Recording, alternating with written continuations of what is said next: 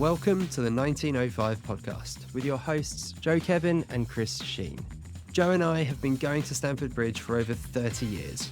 This podcast takes you inside our unfiltered voice notes on all things Chelsea, sharing our view from Gate 13 of the Matthew Harding stand. Let's hit the notes. In this episode, we celebrate Chelsea showing some balls and grafting out a great win at home to Newcastle. We take a look at a Chelsea youngster pulling up trees out on loan and preview the weekend's big game at managerless Man Utd. Let's start with our live reactions to the win against the Toon Army. The teams have just come out, mate, and yeah, very, very impressed with what I see. I think this is a manager now that is just, he's brave and he's not afraid to leave out the players, i.e. Enzo, big name player, £100 million player. And he's saying, no, Lab is playing well. He's a man in form. We're going to play him. So, yeah, really, really happy with the fact that he's not afraid to make those big decisions.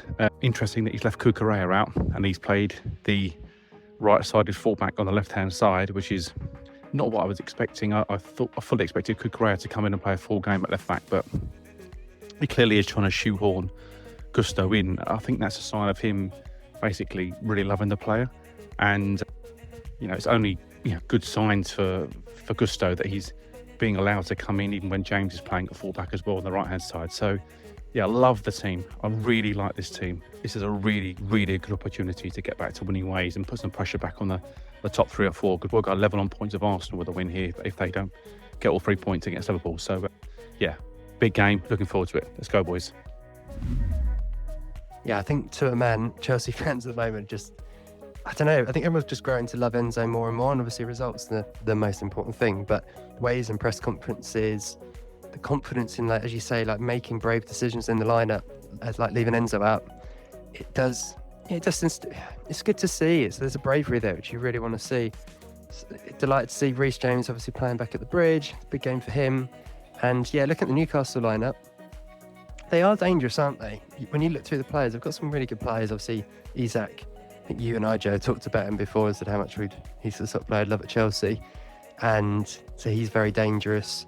They've actually got threats in all areas. Obviously, it's good news that for us on paper that Gordon is out, but Harvey Barnes is bloody dangerous, isn't he, as well, to be fair.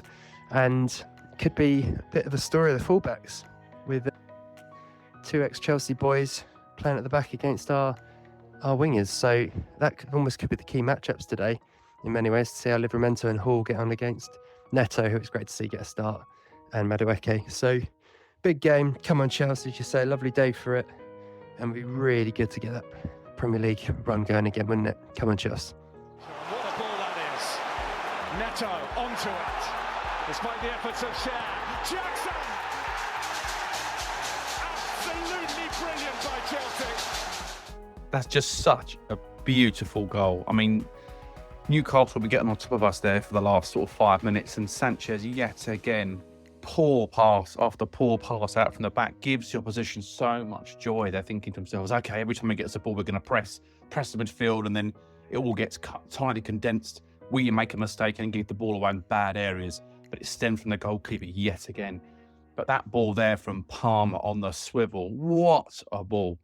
And then Neto does the rest. He's so direct. You knew as soon as you tapped it past the defender, he would make the right decision. A beautifully squared pass, good pace on the ball, and Jackson didn't even need a touch. He just ciphered in one first time. So, fantastic start for Chelsea. Really needed that because they were just getting on top. Harvey Barnes. Here's Hall. Isak! Man, going into half-time 1-1, that feels like robbery, to be honest with you. Although Newcastle look fairly dangerous every time they go forward, we've looked also very dangerous and have had a lot more of the ball, probably the more clear-cut chances. Pope, like I said in my voice note earlier in the week, not many people have picked up on this, but he flaps at crosses a lot, and Chelsea are putting it right under his chin. He's flapped at least 2. I'll get onto our goalkeeper in a minute, but yeah, Pope is definitely struggling. He claimed a very good one at the very end of the half there, but I'm not sure about Reece James at left back.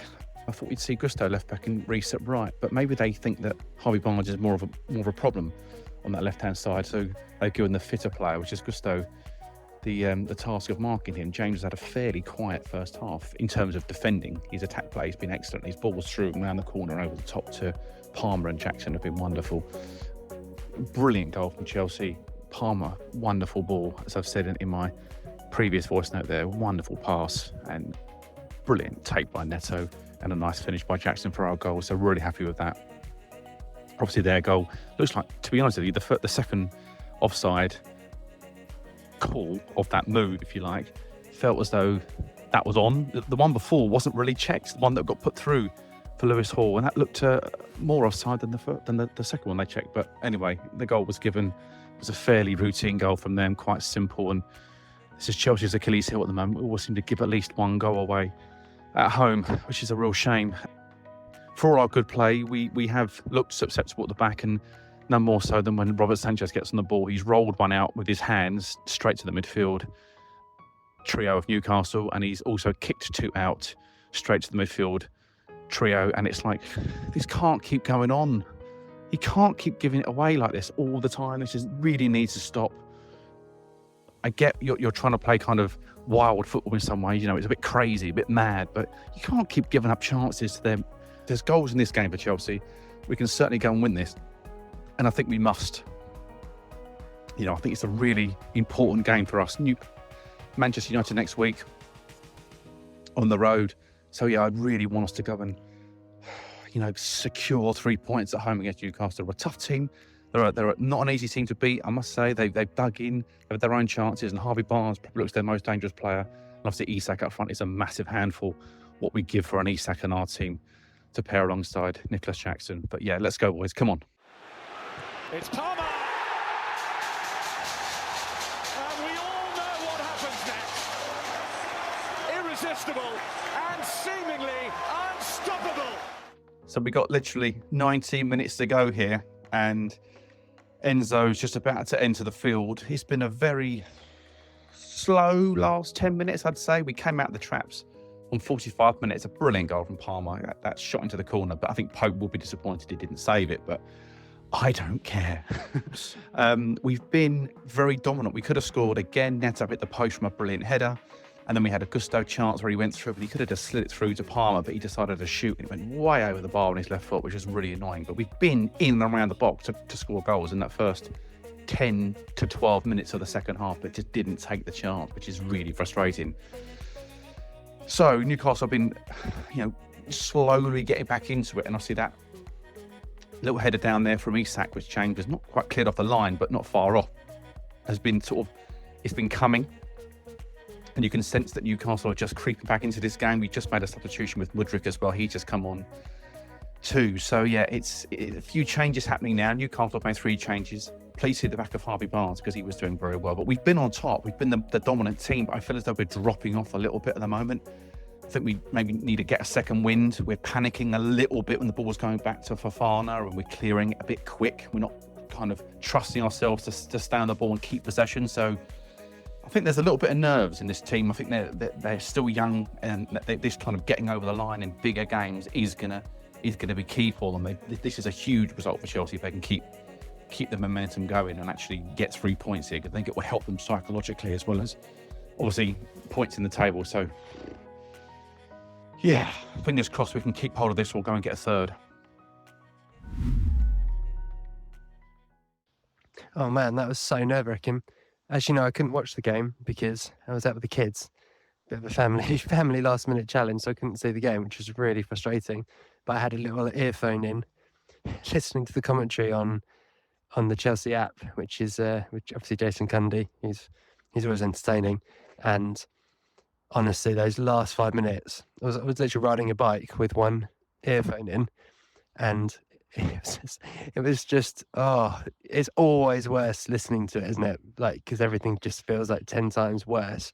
But when they had that corner at the end, well, the chance that obviously came at the end and Reece James headed behind, and then the corner at the end where they're like, Pope's up, Pope is on. I was like, they're definitely going to score, but it's definitely going to be a goal.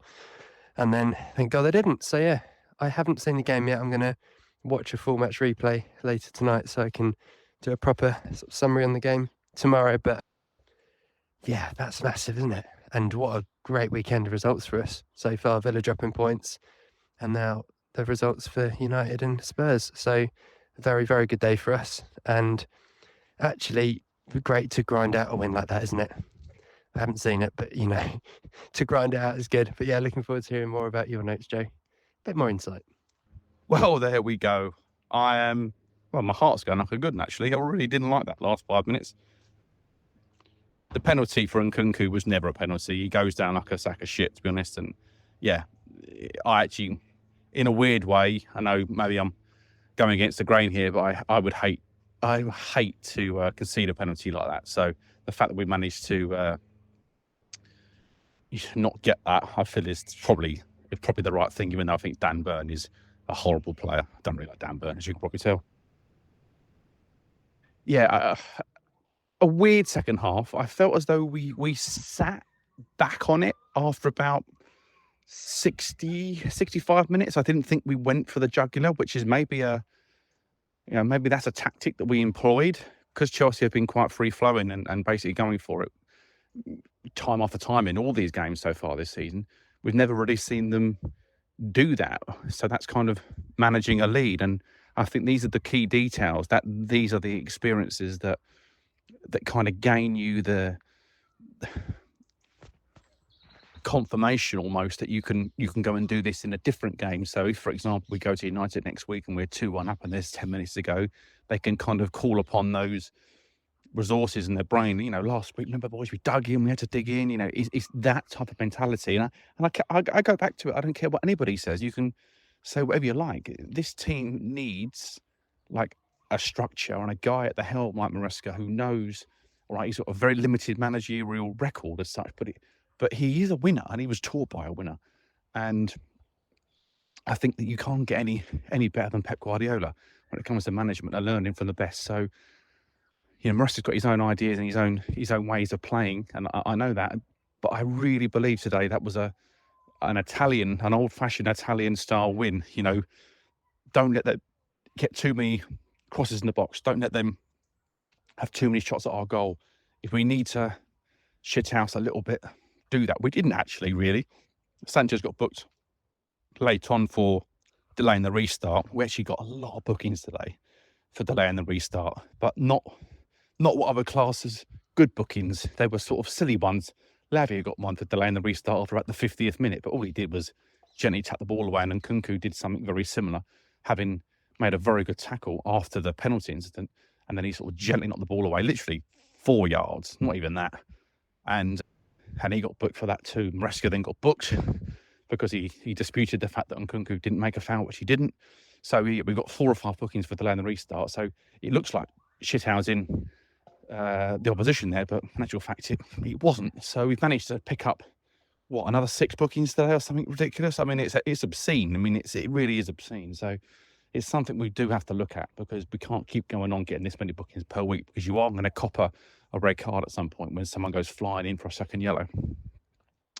Overall, I'm delighted. I'm sure everyone is, to get a 2-1 win at home against a very good side. Obviously, it was a bit similar to last week in many ways. Liverpool being the home side just had that little bit of nous to get over the line, and I felt as though Chelsea today just had a little bit in the tank to being the home team, made probably a slight difference. And I don't think there was a lot in the game, if I'm honest. Chelsea did, I'd say for the most part, boss it, and they had the best chances, and they probably played the best football. But Newcastle were not out of that game. They came and had a good go at Chelsea. Isak had a very good game. Harvey Barnes was excellent on the left-hand side. Pleased to see Anthony Gordon on the bench, obviously. I'm not sure why. I didn't quite catch why he wasn't playing, but pleased to see he wasn't on the pitch today. And I thought, Tonali did well in midfield. There was a few good performances, and I think, Guimaraes and Almiron are always dangerous from set pieces and things as well. So I think overall we've all got to be delighted with that. That's a Jose Mourinho 2-1 dog it out at the end victory. And when there's a VAR check in the injury time, you never quite know how long these referees are going to play. So when it went to 99 minutes and a half, I'm thinking at any point, come on, ref, we didn't have this much time on the VAR check. So can you blow your whistle? But eventually we did, and we crossed it away. But big props to Reece James. 90 minutes for Reece James. He hasn't played for months. He played about 55 minutes against Liverpool last week away at Anfield. And now he's just played at home to Newcastle, 90 minutes. The manager's left him on. He took Gusto off. Fofana had a bit of a knock with his knee. So there was all the chance that someone could have gone out in that game, but he trusted himself, Maresca, to get those decisions right today. And you could argue that having James there at the last second was probably that little bit of experience, that little bit of playing for the badge. I'm not saying Malo Gusto wouldn't have got there, but there's just those little tiny percentages that sometimes a cross means more to somebody else. And Reece James to head that over the bar with about a minute to go before that last corner coming was special. So yeah, really happy with the team. There was quite a few mistakes today. I didn't think Mudryk had a brilliant game when he came on, but that's not a knock on him. He just didn't get into the game very well. He had a chance to score, which it was a pretty powder puff shot towards the goalkeeper, which didn't really trouble him.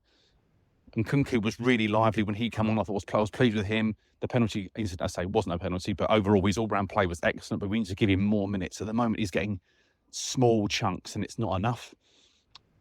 Okay, I said Lavia and Caicedo were really good in midfield. I didn't think Enzo had a particularly great time when he came on. He gave it away a couple of times. You could see the crowd getting visibly pissed off with him. So again, he needs to up his game a lot. I think Fofana, even though Fofana doesn't always get every decision right, what I will say about Fofana is he cares and he literally tries his hardest. I don't think anyone tries as hard as Fofana in that side. And he got a knee injury in the first half, and I think it was a genuine knee injury. His leg got pinned back, and he already had a strap on it. So you can't criticise him. And Levi Colwill, literally, there's about 5 minutes to go. Might have been just ticked over to 90 minutes, just trying to remember back. And he pressed out from defence because he was the highest player forward, and he could have just retreated back to his box, but he pressed the centre back. He then pressed the right back. It went into right midfield, and he pressed that guy, and Newcastle gave it away.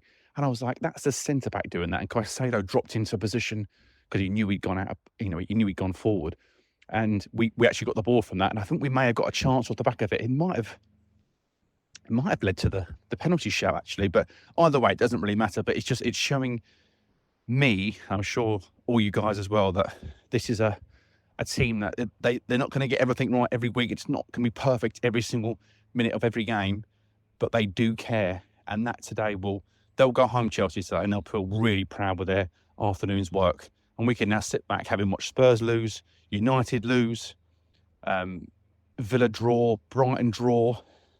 So Liverpool and Arsenal both can't beat each other. I mean, we've beat Newcastle, so we've had a brilliant weekend, and we should be chipper as anything today. So yeah, really happy. That was a big win today. And Chelsea are on the up. I think we're joint third as it sits. Let's go, boys. So on reflection of the game yesterday, I won't keep you too long on my thoughts because you heard a bit from me yesterday and not as much from Chris. But I think I've woken up this morning and went to bed last night. I was just so happy with the team. I was so happy with how I feel about this side. And I've mentioned that a couple of times over teams the last few years. I've just felt completely disconnected with. This is a team now under Maresca that I feel completely in love with. And I know every player is not perfect.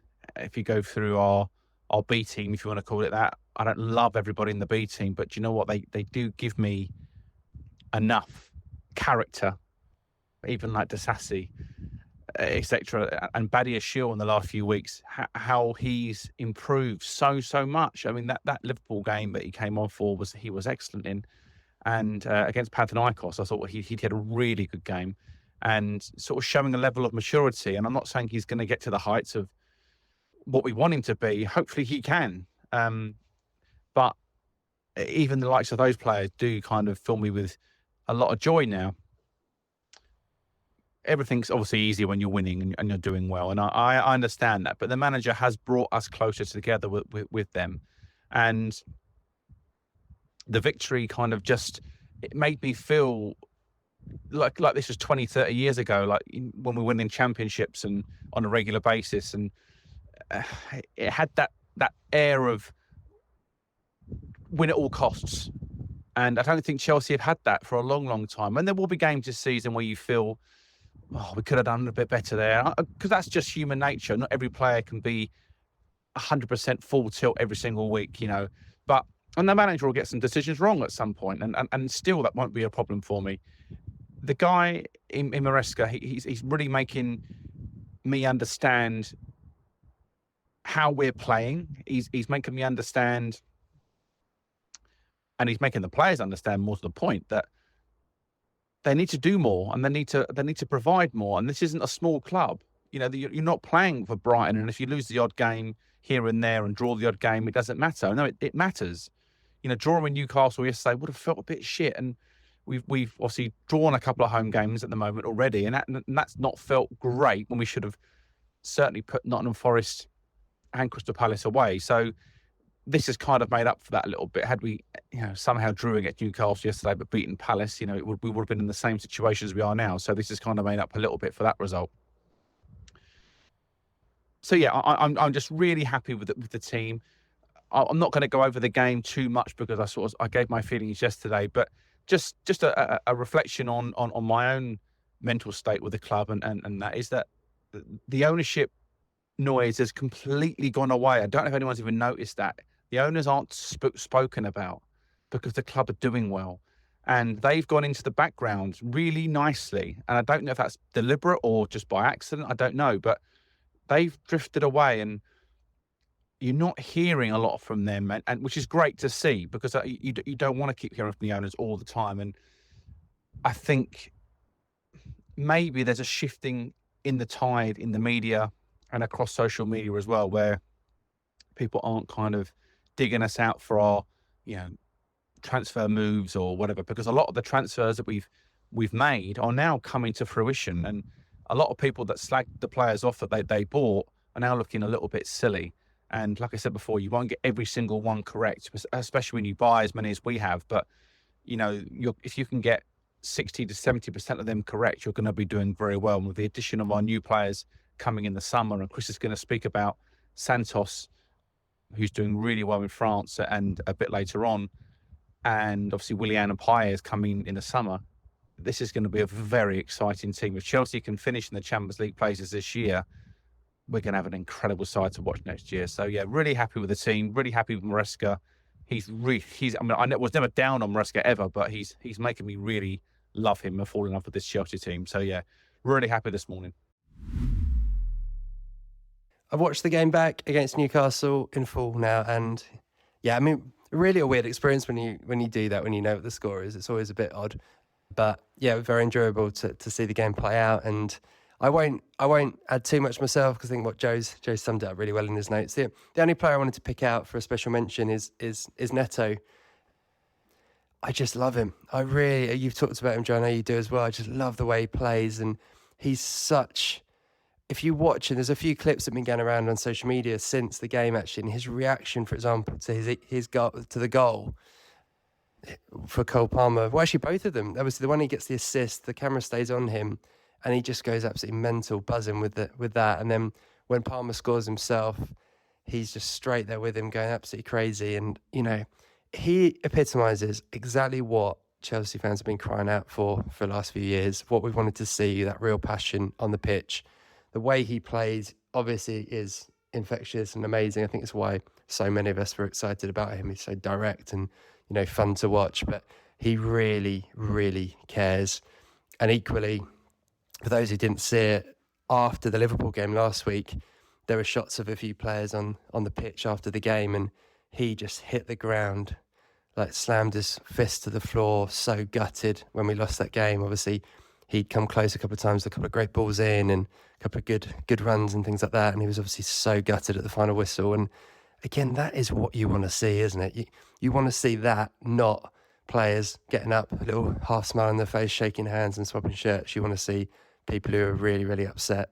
But yeah, against Newcastle, I thought he was brilliant, and has probably epitomised what this is all about, with having this idea of whether you call it an A team or a B team, whatever you want to say. It's like, when you get your chances, play well, and then you're first in when an option comes up. And kind of what he did, he's been really good in the League Cup and the Conference League games. And then when Sancho didn't have, quite as good a couple of performances, Pedro Neto comes in and he's done really well. So you can almost be certain he'll start at Old Trafford, can't he?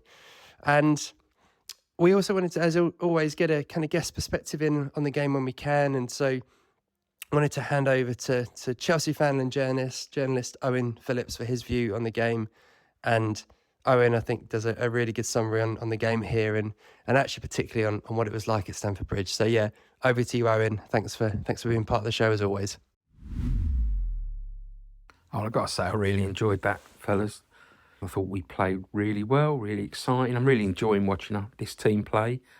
And so much of what I listened to in the past couple of podcasts, which I'm still really enjoying, was spot on. As soon as he was saying about Dan Burn, I thought we've got to target him. And the fact he was playing at centre-half was even better rather than playing out as a full-back. And Jackson just had him on toast the whole game. Palmer was exceptional. I just thought we played really well. So on, things don't seem to fall for us. I know probably everyone says that, but goal ruled out by a fraction of an inch. A penalty at the end. I mean, I'm sorry, but that's got to be a penalty. He clearly pulled him back. He's running at full tilt. And if you put hands on someone in the penalty box, what's the justification of that? If it's not given on the field, fair enough. But what were the referees called if that's not a penalty? As for their goal, it's just Fofana's leg, isn't it? Just he moved his right leg towards the ball, and that's what's done for us. But I thought the initial one might be offside. Then I thought the cross is going to be offside. But these fine margins, we should have been 2-0 up. We were 1-1. But show real character. Awful goalkeeping by Pope, I thought. Left his near post, did it again late on. We just, really impressed with the way we managed to win that. And I don't even like the term game management. It's a bit cliched, isn't it, these days? But it's overused. But we really will get better at that. It's just exciting. I like the Neto quotes before the game about how this team's growing, how exciting it is. And you just sense that. And also think that credit to the way the crowd were. When we went 2-1 up, they were calling for more. They wanted more. They sensed we were on top, and that's good. I think sometimes in difficult times, the response is really positive, and Chelsea have always done that. I just recall for years, like quite often we go a goal down, and then you'd hear the crowd really get into it, And I feel the same. Like quite often when we're up against it, you feel even more determined to see things go well, and really get behind the team, and that's impressive. And the young team really growing. It's really, really enjoyable, despite all the VAR. VAR really came close to completely ruining football for me because you don't celebrate goals. You can't enjoy it in the same way. There's always that at the back of your mind. They're going to rule it out. But actually watching this team is good fun. They're good fun. You remember why you get into football when you watch a team that really seems to enjoy their football, that has got a clear way of playing. Sometimes I think we just need to be a bit more forceful when we're on top. Carry on being on top. Do the same things that we're doing. Don't let up. Don't think we've got a goal. If we'd have gone 2-0 up, I sense that we'd have probably defended a bit more and gone back into our shells. But it was good to see us searching. As soon as we got the second goal, 2-1, we're still going for it. And our bench, just a final thing, our bench looks so good. I looked at our bench before the game and thought, wow, that is just stunning. And the Reece James playing left back, playing right back, it's good to see him. It's good to see him playing full stop. And I think we've got to manage him, and he's got to manage himself. And so he's not that dynamic fullback he was, but he can be, and he'll pick and choose his moments. One fullback goes forward, one sits back. Cucurella to come in as well. We could rest him, manage his time. I think we'll be fine. And sorry, I said a final word, but final word on Colville. I'm getting more and more impressed with him. Of all the centre-halves we've got, he's been the one that has stood out for me. And just Badiashile and Disasi just fill me with fear. And Sanchez, too many times he gives the ball away. I know he tries to play and he's going to make a few mistakes, but make your mistakes pumping it out 60 yards if you're playing a long ball, not giving it 10 yards to a midfielder with his back against play, struggling and not knowing what's around him. Just need to be a bit more sensible. But really enjoyed that. Great stuff. Cheers, fellas. See, as Joe teased earlier, I wanted to talk briefly about Chelsea loanee Andre Santos, who has been tearing up trees at Strasbourg, and I think poses a really interesting kind of thought ahead of next season. For those who don't remember, we've signed enough players, let's be honest. He was the guy we brought in about 2 years ago now, a Brazilian under-20 captain. Spent about 12.5 million on him. And I think immediately actually was one of the more exciting young players that we've signed, because you looked at him in that Brazil team in the under-20 World Cup and he really stood out. He was really, really good, scored quite a few goals in that tournament, obviously captained the side and looked really good.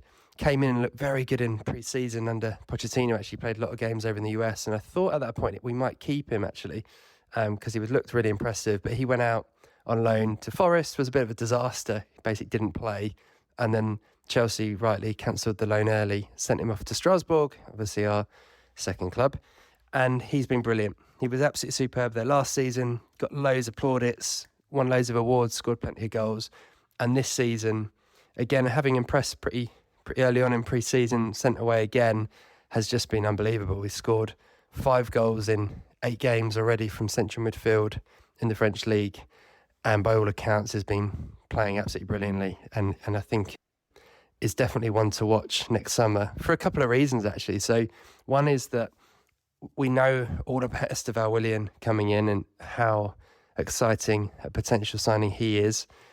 And I think Chelsea will be looking at that and thinking, right, he's a huge, he's the big one next summer, really. How do you help him settle in? Well, what better way to help him settle in than having a fellow young Brazilian player that I'm sure he knows very well to help him settle into the area in Santos. So I would not be surprised if those two kind of come in together next season as a little bit of a double act and help each other settle in the area and all that kind of stuff.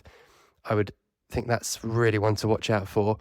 And then the other thing that Joe and I have talked about kind of off podcast, we've talked about him plenty on this podcast, but not in this context, is Enzo Fernandez.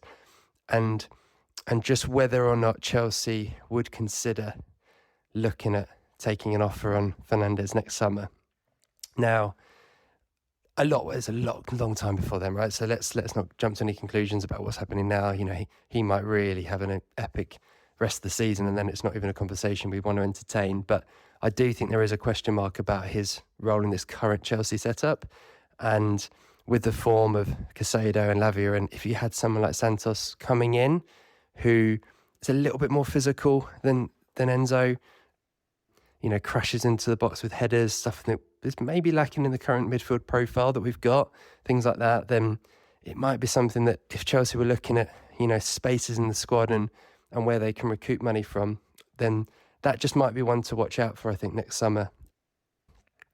Again, it opens up a different question of what's the market for Fernandez out there? Who would have enough money to buy him? Chelsea spent a lot of money on him, it was 105 million. And you'd have to think Chelsea would want at least 80 to even entertain a conversation. So this is not me, by the way, saying that I want Enzo to go. I'd love him to succeed at Chelsea. I'd love him to be the future of the club for many years to come. But I think if there was a conversation to be had around him, then it might be than Andre Santos. You have the ready-made replacement already at the club. So one to watch out for. If you haven't seen much of him, then keep an eye on him. Have a watch a few of his highlights of what Santos is doing in France, because he's definitely the one coming through alongside Esteban Willian that I'm very, very excited about. Well, that's just bloody typical, isn't it? You just knew Ten Hag was going to go the week that we played them. I literally was sitting there thinking at the weekend, I hope they don't lose. I think a draw probably keeps him there another week. But anyway, we got our own things to worry about. Yeah, Man United versus Chelsea at the weekend. Very much looking forward to it. It's not a game that usually fills me with joy, but the way they're playing and the way they've been playing, in the way we have started the season under this new manager, kind of makes me feel like we've got more than a good chance of winning the game, and that's not something I would say lightly against Man United. I'm sure our guest note's going to remind us of our pretty dismal record at Old Trafford in the recent years. We used to have a brilliant record there. For a long time, United couldn't win, but we haven't won. Plenty of draws, but we haven't won at Old Trafford since 2013. I think Mata scored the winner. So, yeah, that's a stat that we need to change quickly. United have been, I mean, dreadful. There's no other word for it. And I have sympathy for them because I know how I felt as a Chelsea fan over the last couple of years, watching my team, dwindle down the league and you sort of looking at it going, when are we ever going to get back to, winning ways and back to a championship competing team? Because, United, as much as we all kind of mock them for being rubbish at the moment, we know they're a brilliant side. So certainly in terms of their history, I mean, not their current side. With their current side is fairly trash. I think their biggest problem is certainly up front. They've scored, I think, 8 goals in the league so far this season in total, which is just, staggering, really. You think that is such a poor return on a squad that costs not far off what we've spent. So they've gone about it in quite a different way too. I'm pleased that we went there last year and Cole Palmer scored. Now, it sounds really silly, but it's a record that you feel as though he's gone to that ground. He's scored. He's laid a marker. He won't be thinking, "Oh, I've never scored at Old Trafford before." Those daft little details that, like, he went to Anfield last week, and obviously he played pretty well, but he didn't get on the score sheet. It's nice that he's already off the mark and running, and if he gets a chance at the weekend, you just know he's going to take it. This boy simply cannot miss at the moment. He is an absolute rock star. There's lots of people saying, is Cole Palmer the best player in the Premier League? Well, I think 3 weeks ago, we mentioned that. I think we even said, is he the best player in the world? And he's certainly up there. And I'm struggling to think of 3 players that are better than him at the moment. Mbappe hasn't scored a goal this season. Or if he has, he's only scored 1 for Real Madrid. Now, that doesn't make you a bad player overnight, but your job is to score goals. It's kind of why they spent £1 billion a week on your wages. So, yeah, I think I'm full of genuine kind of excitement and wonder at what Maresca's going to do. Because unlike some managers where you go, he's going to play 4-3-3 or 4-2-3-1, and he's going to play right back and he's going to play centre back and he's up front, you just don't know with Maresca. And I quite like the fact that he plays a regular team of players and he keeps it fairly consistent, but he does move people around and change the shape and the system sometimes. As in the formation stays the same, but there are subtle tweaks. And watching him manage is actually really interesting, I've got to say. And his substitutions always make me, 9 times out of 10, I think he's got that spot on. And that is a skill, by the way, because Pochettino, for always good points, after about 60 minutes, he made his same 3 substitutions or whatever it was. And it was like, oh, you're just doing that because you think it should be done. He's not, to me, it's like he's not watching the game for what bring that player on because he's struggling, or he doesn't like pace against him, or he's taken a knock. So actually, let's get someone with speed against the fullback or whatever. It's like we just made substitutions for the sake of it, whereas Maresca definitely seems to have more of a plan on that front. I'm going to say it's not a great time to play a new team when there's a new manager. It doesn't matter if they're interim or not. They will play for Van Nistelrooy, but my gut feeling is if Chelsea are a serious team, they'll play their own football. They won't care about the new manager. And United are in such a car crash of a moment lately that they're going to need more than a week to sort this problem out. That's my genuine feeling. So Chelsea should go there and look for the 3 points and hope to get them. I think they're a dangerous side, United. When you always bet against them, they can surprise you. So let's not get too carried away, but I would fully expect Chelsea to go there and give them a really good game at the weekend, and we should get the 3 points. Yeah, I think as a Chelsea fan growing up in the 90s, probably any Premier League fan actually growing up in the 90s as a kid, it always feels to me like Man United is like the biggest game. And when you beat them, it just somehow it's a bit more special than most other wins. Obviously, you want to win your big rivals, your games against your London rivals and that kind of stuff. But I don't know, I think like going to Old Trafford still to me feels like the biggest fixture in in the list, really, in some ways. It's just all that history, and it's kind of that classic red versus blue, classic football rivalry, really. And yeah, it had been a long, long time, hadn't it, before last year, with Cole Palmer's 99th and 100th minute goals at the Bridge, finally getting us, what was it, the first win in the Premier League against United since Alvaro Morata in 2017. That's how long it had been. So hopefully we've kind of put an end to that terrible run, at least against United in the league, and now we've got to fix the run at Old Trafford. And as you say, it's not since Juan Mata, way back when. So yeah, it's a big one. I think I have to say I am worried about the new manager bounce. As soon as that news came through on our WhatsApp group, shout out to Di for breaking it, I was like, oh no. It's just, I said to you, Joe, you want to be the team who puts the final nail in the coffin of Ten Hag, not the kind of the start of the rebirth under, the new era. And obviously it'll be Van Nistelrooy on a temporary basis, but we've been through this before. I think I said to you immediately as it happened, I remember when Carrick was in charge, when he took over from Solskjaer, and they had been absolutely leaking goals all season long, and they came to Stamford Bridge, sort of shut up shop a little bit. Ronaldo was on the bench, which was the big move of that game, and it was a really sort of stodgy, classic old school United performance. They got a draw from us, and actually I looked it up. They played 3 games under Carrick as interim manager, and they drew with us, won in the Champions League and beat Arsenal. So yeah, as you said, it doesn't always work out that way, as we know as Chelsea fans, but I definitely think it's a much harder game going there now than it would have been a few days ago. And to be completely honest, actually, I kind of maybe would take a draw now. Which sounds a bit defeatist to think, but I just think beforehand I would have been thinking wouldn't take a draw, would want to win, but draw wouldn't be a disaster. Now I'm kind of more on the line of thinking, let's just avoid defeat in a game at Old Trafford, improve on what we did last year, and yeah, come out of it kind of continuing the run of decent form. As we always do, we like to hear from the opposition, and no shortage of Man United fans that we know growing up as 2 Surrey boys in the 90s. There's plenty around us, but we wanted to turn over to a colleague of Joe's and friend of Joe's, Luke Williams, for his perspective on the game ahead, how he feels about Sancho and Mount, of course. So yeah, over to you, Luke, and here's to a great game on Sunday. Hi guys, thanks for inviting me on. Luke here. I am a Man United fan.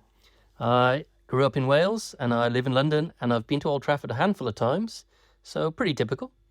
And I just wanted to share my thoughts on what I think is going to happen on Sunday in the game between Manchester United and Chelsea at Old Trafford. So obviously today we learned that Ten Hag's been sacked, so there might be a kind of a new manager dynamic, boost, bounce, or whatever you want to call it, in play, even though we do have a game actually midweek against Leicester on Wednesday. So, but I think it's still something to factor in for Sunday's game. It's a fixture that has produced a lot of draws over the years. I think Chelsea have a fairly poor record, or haven't had many wins at Old Trafford in the league. I don't think Chelsea's last win in the league, Old Trafford, you need to go back more than a decade. So probably around the same time that Mason Mount managed to muster 90 minutes. He's someone who's obviously very struggled a lot since he came to Old Trafford and took over the iconic number 7 jersey. I haven't seen much of him at all, really. Obviously with injuries and whatnot, which I guess you can't really blame him for. I think he was a player with a lot of promise, who seems like an age ago now, seemed to be scoring every week for Chelsea, was a staple part of your fantasy football team and a big player in the England setup. But it probably seems like an age ago because it kind of probably was, 3-4 seasons ago. So, but hopefully he can get fit and we can kind of see the best of him. So this season, obviously, Man United have been a very tough watch. Haven't really enjoyed watching us play for quite a time. I mean, the last game I probably really enjoyed watching was the FA Cup final last season, which probably kept Ten Hag in the job as long as he has stayed in it. So I think Chelsea obviously have the better form coming into Sunday's fixture with a good win against Newcastle on Sunday. There's actually Palmer and Jackson scoring a goal, but of course even a blind squirrel will find a nut occasionally. and it will be the return of Jadon Sancho to Old Trafford, having left us very recently for Stamford Bridge. I'm not too sure he's going to get a standing ovation from the Old Trafford faithful. Highly unlikely, but it's just I think it's just another case of a very talented player who comes to Man United and just seems to be unable to produce. It's just been multiple cases of it over the last kind of 10 years, right? And he's obviously gone to Chelsea now, and when I've seen him playing, he looks reborn. He looks like a player reborn. He seems to have recaptured that form that he had at Dortmund, which had us ever so excited for when we signed him. And obviously when he was a big part of the England setup as well, he seems to have kind of found that form again, which is obviously good for Chelsea. And who knows, he might have a say in Sunday's game. I actually envision it being quite a tight affair on Sunday. I think there will be a goal in it either way. I'm not entirely sure who to, so I'm not going to commit to a very detailed prediction. I'm assuming that Sir Alex Ferguson will not be in attendance, overseeing the new man in charge for Manchester United, having been relieved of his ambassador's role at the club, which I kind of understand. I mean, you can't have these relic managers who won a few games in the 90s clinging on and bleeding the club dry financially, can you? Anyway, I'm going to wrap it up here. This has been kind of more of a jumble of my thoughts rather than a prediction on Sunday's game. But I'm hoping for United win, keep us clear of that relegation zone. But it's certainly more a hope than an expectation. I won't be holding my breath. But hey, enjoy the game, and who knows, I might be back soon. Probably not. So we finish, as always, with our best and worst memories of that fixture, and it's me this week looking back at my best and worst games at Old Trafford. I'll start with the worst, and it's the gift that keeps giving for this question, really, which is that terrible 22-23 season. You can call it the Tuchel, Potter, Lampard regime, I guess. This one came in the Lampard part towards the end, and to be honest, absolutely zero. I really give zero blame to Lampard for that. What he took over was basically the impossible job, I think. It was that era of like a 35-man squad, an actual 35-man squad, unlike what the press would make you believe about this current squad. And it just summed up to me the feeling of that season where the players just didn't look like they cared. And I think whatever you say about Chelsea, or any team really, when you support, the one thing you want, you're going to lose games, you know that, but as long as it feels like they're putting an effort in on the pitch, you can accept it. And that game, we were 4-0 down with 88 minutes on the clock. Could have been 6 or 7. We were terrible, weren't even in the game. And we got one back, so it was 4-1 through João Felix. And I remember thinking at the time, it was a little bit of a bright spark of his loan spell that moment. Really good goal. He picked up the ball just inside his own half, and fired in from just outside the box. It was kind of the one bright part of that game. And I think the point of that game that we've mentioned on the pod, actually, was summarised. The club at that point was when there was a bit of a fracas, and Enzo Fernandez was sort of fronting up a few United players, but literally on his own. You know, no players near him, no one backing him up.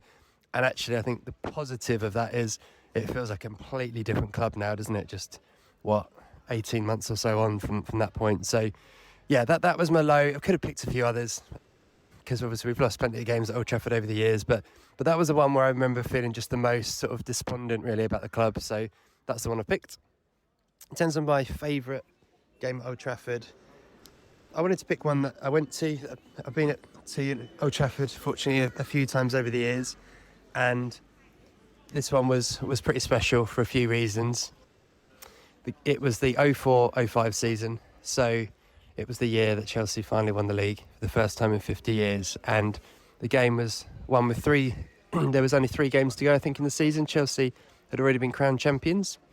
And again, kind of that context of growing up with Man United in the 90s being just like the team, really, of that era. So going there and Man United giving us a guard of honour as we came out that day. And you know, you think back to that United era and think, it was a bit of a bit of a low point, really. I think they did finish second that year to us, but it didn't feel like a great United team. And they were on the decline, but you look at the names who was giving us the guard of honour that day, and it was Gary Neville, Paul Scholes, Roy Keane, Rio Ferdinand, and then obviously a young Cristiano Ronaldo and Wayne Rooney as well. So incredible moment actually for me when I look back at that. It's still a great photo to this day. And the game itself kind of summed up how good Chelsea were that season. We went 1-0 down, one of the only 15 goals that we conceded all season after about 10 minutes. And I remember thinking there, the fans didn't really care. We were in great voice the whole we're party atmosphere either way, and maybe it'll be one of those end of the season games where we sort of throw in the towel a little bit, but that just wasn't happening under that era. And if you remember the goal, for those of a certain age, Thiago smashes in a 30-yarder, just an unbelievable goal into the top corner to equalise about 10 minutes after they scored. And then Chelsea in the second half, great goals from Ardiger Johnson and Joe Cole, won the game 3-1. The final two goals I always remember were scored in front of the Bridge, the Chelsea fans, the Bridge faithful. And yeah, just an amazing thing to be at Old Trafford, watching a game so relaxed, singing the whole game through that we were champions. And yeah, just always a moment I'll never forget as a fan. So had to pick that one as a real special night and a great moment to be a Chelsea fan. So here's hoping that those who are there on Sunday can enjoy the game in the same respect and we get the right result. Up the Chelsea.